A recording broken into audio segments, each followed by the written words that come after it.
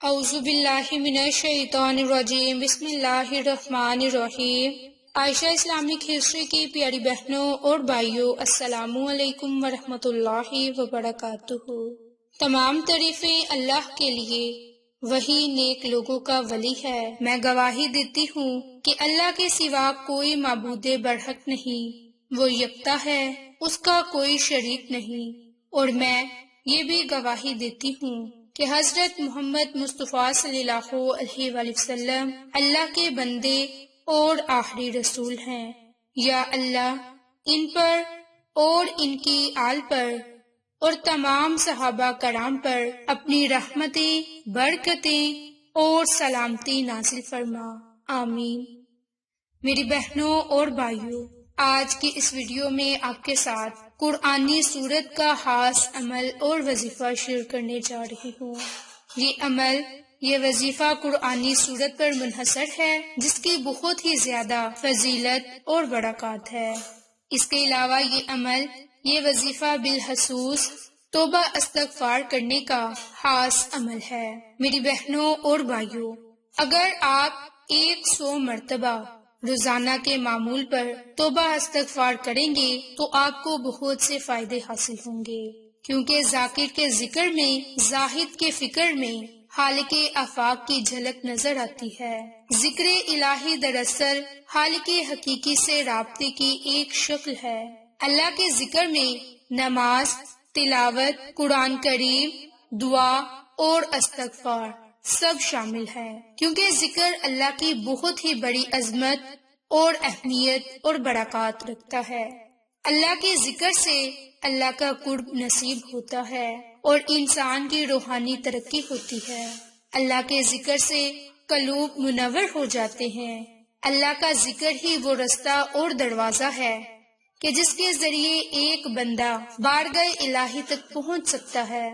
حضرت ابو ہریرہ اور حضرت ابو سعید خدری سے روایت ہے کہ رسول اللہ صلی اللہ علیہ وآلہ وسلم نے ارشاد فرمایا کہ جب بھی اور جہاں بھی کچھ بندگان خدا اللہ کا ذکر کرتے ہیں تو لازمی طور پر فرشتے ہر طرف سے ان کے گرد جمع ہو جاتے ہیں اور ان کو گھیر لیتے ہیں، اور رحمت الہی ان پر چھا جاتی ہے اور ان کو اپنے سائے میں لے لیتی ہے، اور ان پر سکینہ کی کیفیت نازل ہوتی ہے، اور اللہ اپنے مقرب فرشتوں میں ان کا ذکر کرتے ہیں۔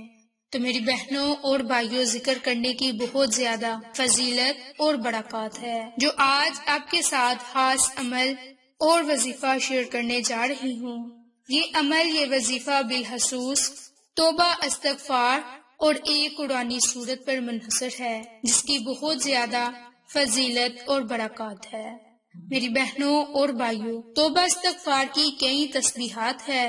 روزانہ کے معمول پر کوئی ایک تسبیح کثرت کے ساتھ پڑھ لیا کریں، یا پھر کم از کم 100 مرتبہ استغفار یا استغفر اللہ۔ اس کے علاوہ اور بھی استغفار کی دعائیں ہیں، جو آپ چاہیں آپ وہ دعا پڑھ سکتے ہیں۔ اب آپ چاہیں تو تسبیح کے دانوں پر یا پھر ہاتھ کی انگلیوں پر کم سے کم 100 مرتبہ توبہ استغفار کا ورد کریں۔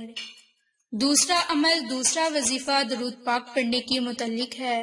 جو کوئی میری بہن یا بھائی اپنی کسی بھی حاجت کو پورا کرنا چاہتے ہیں اور اپنی پریشانیوں کو ختم کرنا چاہتے ہیں تو روزانہ کے معمول پر کثرت کے ساتھ درود پاک پڑھیں۔ اب یہ آپ پر منحصر ہے کہ آپ درود پاک چھوٹا پڑھیں یا پھر درود ابراہیم۔ تیسرا عمل، تیسرا وظیفہ قرآنی سورت الکوثر پر منحصر ہے۔ جس کی کوئی بہت بڑی حاجت ہے، جس کا کوئی بہت ہی بڑا مقصد ہے، وہ اپنے مقصد اور حاجت کو ذہن میں رکھ کر رات کو سونے سے پہلے سورت الکوثر کا یہ عمل کریں تو انشاءاللہ صبح بعد بھی ہوگی، پہلے آپ کی ہر حاجت پوری ہوگی۔ اس عمل کو آپ پورے یقین کے ساتھ کریں تو آپ کو بہت سے فائدے حاصل ہوں گے۔ میری بہنوں اور بھائیوں، سورت الکوثر قرآن پاک کے 30ویں پارے میں موجود ہے اور اس کی 3 آیات ہیں۔ اس کو پڑھنے کے بے شمار فضائل اور برکات ہیں۔ جو کوئی سورت الکوثر کو پڑھے گا تو اللہ رب العزت کی ذات اس کی ہر مشکل کو، ہر تنگی سے نکلنے کا اسے رستہ بنا دے گا۔ اگر آپ کسی حاجت کو پورا کرنا چاہتے ہیں تو اپنی حاجت کو پورا کرنے کے لیے بھی آپ سورت الکوثر کا یہ عمل، یہ وظیفہ لازم کر لیں، اور رات کو سونے سے پہلے اس عمل کو کسی وقت بھی کر لیں۔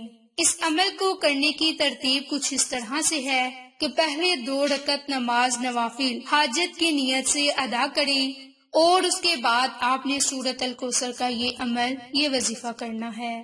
اس کے لیے آپ نے ہر رکعت میں 1 مرتبہ سورت فاتحہ پڑھنے کے بعد 11 مرتبہ سورت کوثر اور 11 مرتبہ سورت اخلاص پڑھنی ہے۔ اس کے بعد آپ نے دوسری رکعت میں بھی سورت فاتحہ پڑھنے کے بعد 11 مرتبہ سورت کوثر اور 11 مرتبہ سورت اخلاص پڑھنی ہے۔ اسی ترتیب سے آپ نے 2 رکعت نماز نوافل حاجت کے ادا کر لینے ہیں۔ پھر آپ نے اسی جگہ جائے نماز پر بیٹھ کر 3 مرتبہ درود پاک پڑھنا ہے۔ درود پاک پڑھنے کے بعد آپ نے 33 مرتبہ سورت الکوثر کو پڑھنا ہے۔ جب آپ سورت الکوثر کو پڑھنے کے لیے بیٹھیں تو ہاتھ کی انگلیوں پر پڑھیں اور اپنی آنکھیں بند کر کے سورت الکوثر کو 33 مرتبہ ہاتھ کی انگلیوں پر پڑھیں۔ آخر میں بھی 3 مرتبہ درود پاک پڑھیں اور اللہ رب العزت کی ذات سے اپنی کسی بھی جائز حاجت کے لیے، جائز مقصد کے لیے دعا مانگیں۔ انشاءاللہ تعالی اس عمل کی برکت سے آپ کی ہر حاجت پوری ہوگی۔ آپ رب کریم سے جس جائز مقصد کے لیے دعا مانگیں گے آپ کو اس مقصد میں کامیابی ملے گی، کیونکہ یہ بہت ہی خاص صورت ہے اور اس صورت کی بہت زیادہ فضیلت برکات ہے۔ سورت الکوثر اس وقت میں نازل ہوئی جب حضور نبی کریم صلی اللہ علیہ وآلہ وسلم کے بیٹے قاسم کی وفات ہوئی، تو اس وقت آپ سے لوگوں نے طعنہ زنی شروع کر دی۔ تو اس موقع پر اللہ رب العزت کی ذات نے سورت الکوثر کا تحفہ عنایت کیا اور نبی پاک کو بتایا کہ ان کے دشمن ہی بے نام و نشاں ہوں گے۔ تو میری بہنوں، سورت الکوثر اتنی بابرکت ہے کہ اس کے اتنے معجزات، اتنی برکات ہیں کہ دولت کے سارے خزانے آپ کو مل جائیں گے، آپ کا نصیب بدل جائے گا۔ رب تعالیٰ سے جس جائز مقصد کے لیے آپ خصوصی دعا مانگیں گے آپ کو اس میں کامیابی ضرور ملے گی۔ میری بہنوں اور بھائیوں، اگر آپ رات کو سونے سے پہلے یہ عمل، یہ وظیفہ نہ کر سکیں تو دن میں نماز ظہر کے بعد اس عمل کو کر لیں، یا پھر نماز مغرب کے بعد اس عمل کو، اس وظیفے کو کر لیں۔ انشاءاللہ اس کی برکت سے آپ کی 70,000 دنیاوی حاجتیں پوری ہوں گی اور 30 آخرت کی۔ اس عمل کو، اس وظیفے کو روزانہ کے معمول پر کر لیں اور اس کے فائدوں سے مستفید ہو جائیں۔ میری بہنوں اور بھائیوں، اگر آپ کو یہ ہماری ویڈیو پسند آئے تو اسے لائک، شیئر اور سبسکرائب کریں۔ جزاک اللہ۔